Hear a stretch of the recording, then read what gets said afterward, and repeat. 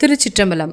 மகா சிவராத்திரியை பற்றிய சிறப்பு தகவல்களை பார். சிவபெருமான் லிங்கமாக உருவெடுத்த தினமே சிவராத்திரி எனப்படுகிறது. சிவராத்திரி தினத்தன்று சிவபுராணம், தேவாரம் மற்றும் திருமுறைகள் படிப்பது மிகவும் நல்லது. சிவராத்திரி தினத்தின் சிறப்பையும் அதனால் கிடைக்கும் நன்மைகளையும் 10க்கும் மேற்பட்ட புராணங்கள் தெளிவாக கூறியுள்ளன.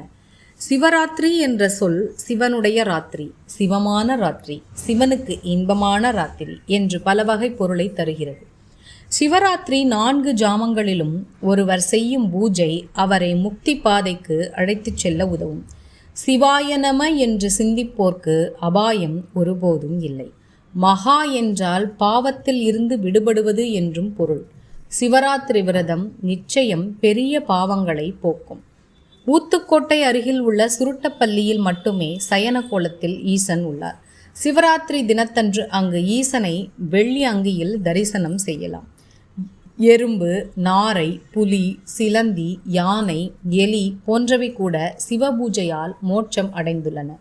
ஒரு வருடம் சிவராத்திரி விரதம் இருப்பது என்பது 100 அஸ்வமேத யாகம் செய்த பலனும் பல தடவை கங்கா ஸ்நானம் செய்த பலனும் தரவல்லது. மேலும் இது போன்ற தகவல்களுக்கு இறை உணர்வுடன் இணைந்திருங்கள். நல்லது நடக்கும், நல்லதே நடக்கும். திருச்சிற்றம்பலம்.